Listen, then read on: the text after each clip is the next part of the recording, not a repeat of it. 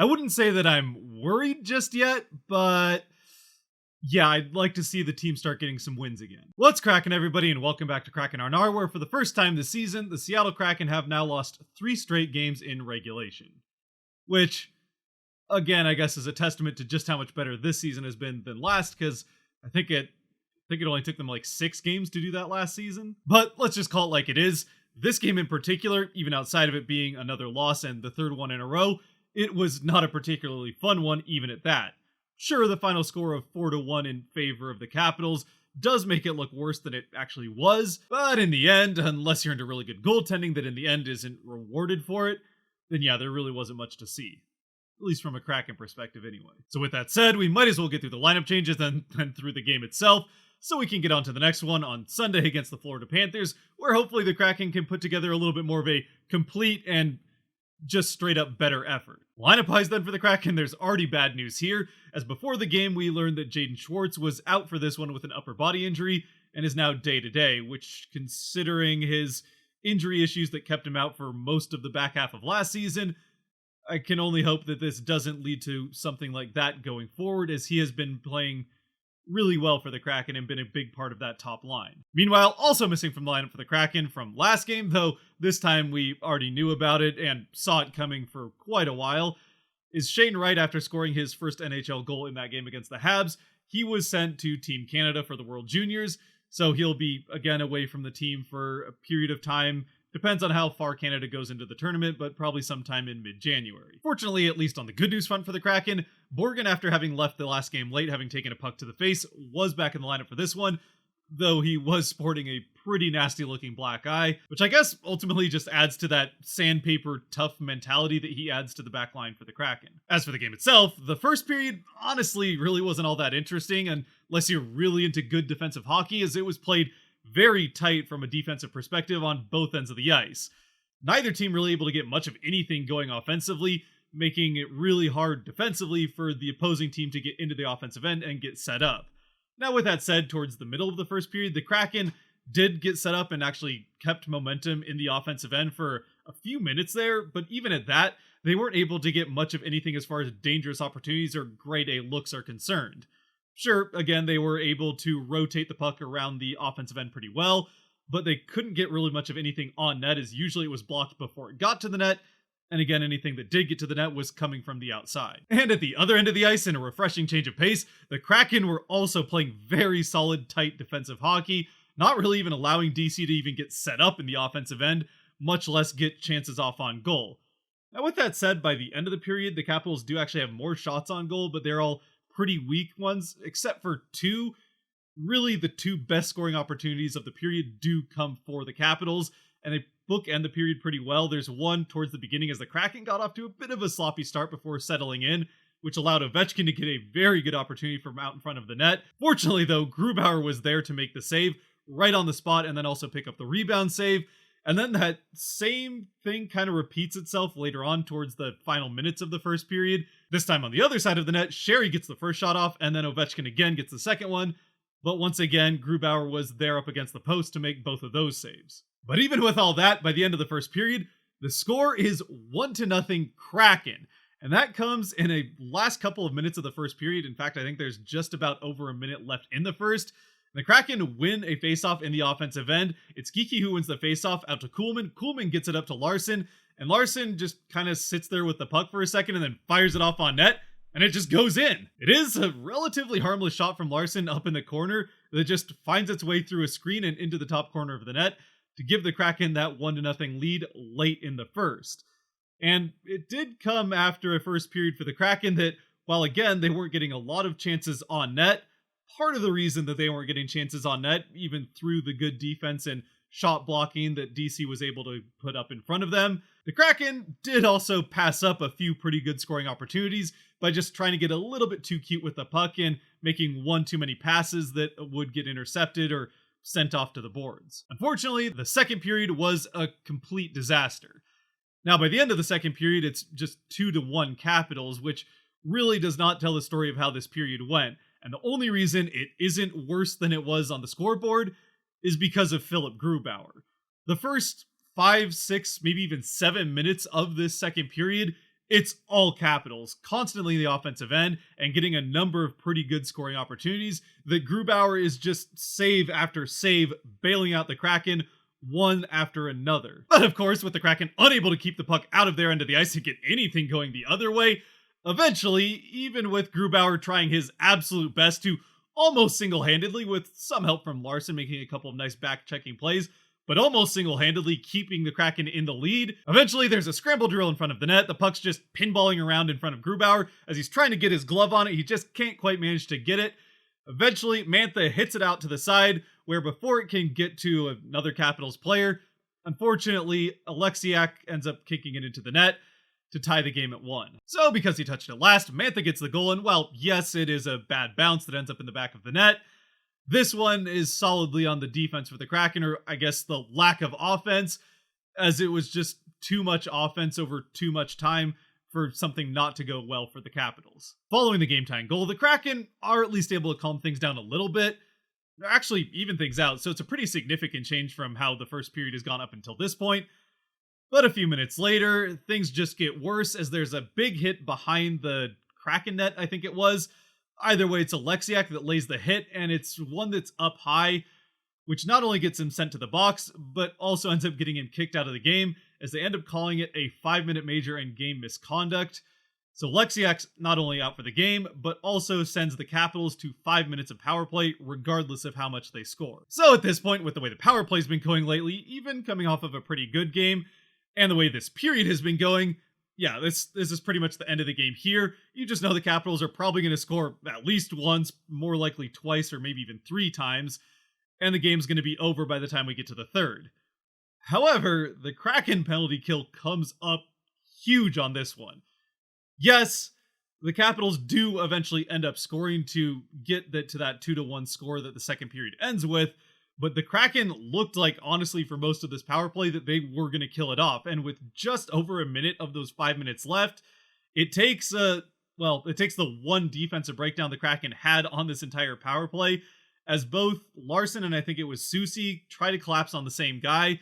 The pass gets out in front to Marcus Johansson, who's all alone, and while Grubauer does originally come up with the save on Johansson's shot, it bounces up and over Grubauer onto the goal line, and while Susie took a whack at it, he ends up missing it, and it bounces on the goal line and into the net to give the Capitals that 2-1 lead and their first power play goal, and the only one of this 5-minute power play, which, again, all things considered, seems like a miracle. With the power play goal and his now 6th of the season, Marcus Johansson becomes the first ever ex-Kraken player to score a goal against the Kraken. I think only one other player had even gotten an assist against the Kraken, that being Mason Appleton. I could be wrong about that. McDermott might have gotten one for the Avs, but either way, this is the first time an ex-Kraken had ever scored a goal on them. Now, I already have a couple of times said that the second period ends 2-1, so we know that the scoring stops here. There still is over a minute of power play left for the Capitals, and then still a few minutes of second period left, in which the Capitals pretty much take complete advantage of the Kraken, continuing to get momentum and pressure in the offensive end. Actually, of that time, it's the remaining power play time that they don't get hardly any pressure on, and then as soon as the power play ends, it's once again back to being all Capitals. Fortunately, thanks to Grubauer, once again the Kraken survive that, and get to the third period down just 1. Of course, it certainly doesn't help that not only are you missing Alexiak, but right in the final seconds of the second period, Larson heads to the box, so now you're starting the third period down 2 of your defensive defensemen, your 2 best defensive defensemen outside of maybe Borgen to this point in the season, and you're on another penalty kill that you really have to kill and not go down 3-1. Fortunately, again, the penalty kill continues to play well for the Kraken over, I guess, these now back-to-back games. It hasn't really gone too far past that, but still, they are able to keep it a 2-1 game coming out of this penalty kill, and then the Kraken not only get a power play, but almost score a couple of times on it. Actually, I think it was Sprong had a couple of really nice shots on the power play. The Kraken, though, just can't quite get anything to go. However, they do keep momentum out of the power play and really press hard over the next few minutes to try to get something into the back of the net. Still aren't able to, eventually are rewarded with a second power play here in the third period. Once again, although obviously from the final score we know that they don't end up scoring on it, it's another pretty good power play from the Kraken that does pretty much everything but put the puck in the back of the net.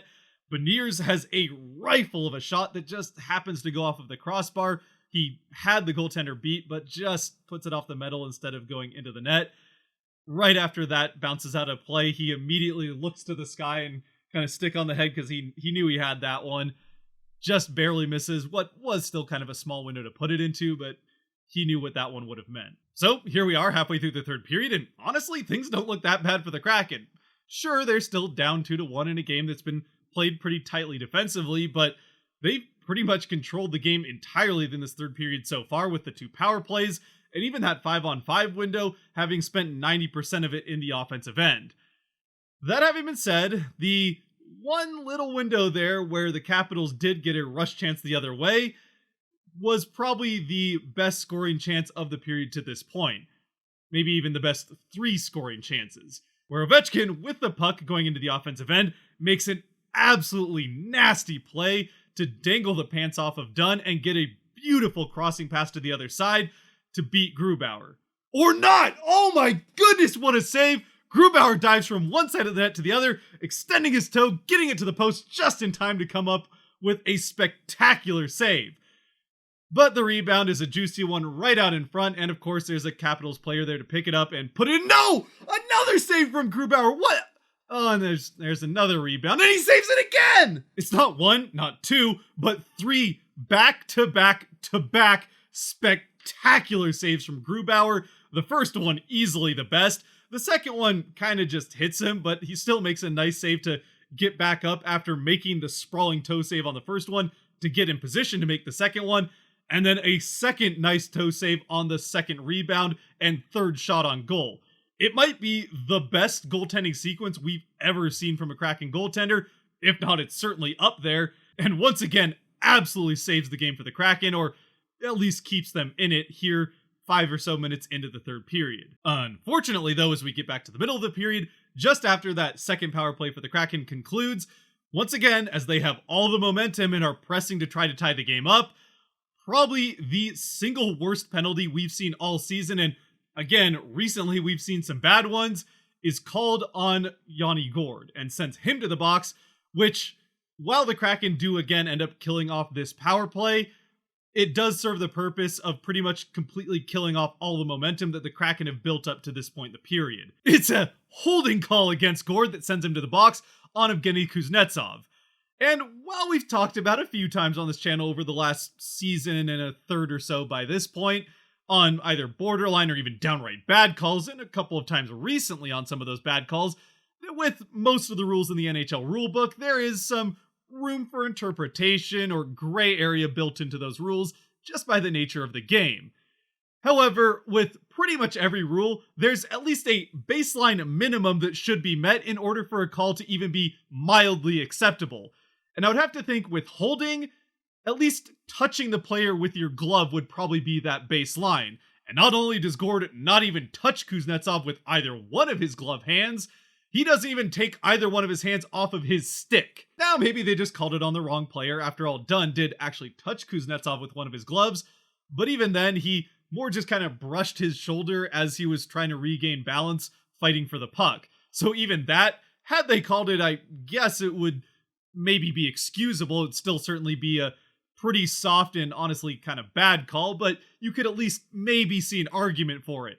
But again, with Gourde, who not only is one of the better penalty killers for the Kraken, so it's already bad enough there, but again, not only did he not touch Kuznetsov with either one of his gloves even while they were holding his stick, but they were both holding his stick through the entire play. And again, thanks in large part to Grubauer, the Kraken do kill off the ensuing penalty, but the damage is already done at this point, as the Kraken are really never able to regain the momentum that they had prior to this absolutely horrendously bad and completely unacceptable call from the officials. Now, yes, some of that is certainly on the Kraken. They did still have 7 or 8 minutes before the end of this game, 5-on-5, to try to get things even up, and it's not the ref's fault necessarily that the Kraken couldn't regain momentum.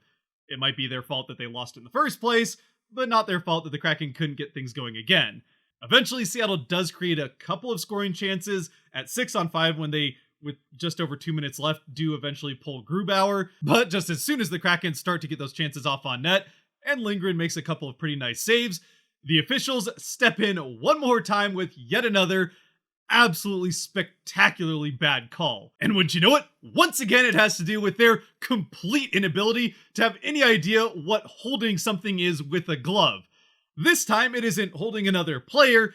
It's one of the Capitals players, honestly don't even remember who, behind the net, catches a puck out of the air, and instead of dropping it to himself, which you're allowed to do, he throws the puck into the corner, catching it, closing his hand on it, and throwing the puck into the corner away from the net and away from any Kraken players. And even worse than that, and makes the fact that there's no call on this, which should have sent the Kraken to a power play that would have given them a 6-on-4 opportunity to tie the game. What makes this even worse is he throws the puck into the corner right at an official, staring him down the entire time. But of course, there's no call, and 15 seconds later, the Capitals get it into the empty net to make it 3-1, and then eventually Ovechkin makes it 4-1, as the Capitals are just desperately trying to get him as many empty netters as they can. That one comes in the final 4 seconds, and we get to that final score of 4-1. Now, to be perfectly clear, I don't think the Kraken lost this game because of the terrible officiating towards the end of it. And also, when it comes to the officiating as a whole, the 5-minute major and game misconduct on Alexiak, at least the 5-minute major, I can't help but agree with, or I can certainly see where they're coming from. It was an avoidable hit, and it was a hit up high that caused the player to leave the game. So certainly the 5-minute major is warranted. And while I don't think Alexiak was going to that hit with the intent to injure, which is what constitutes the game misconduct, he did have a chance to back away from the hit. So while he isn't a dirty player and I don't think he meant to do it, it'll probably save him from a suspension. But yeah, there's not much to argue with there.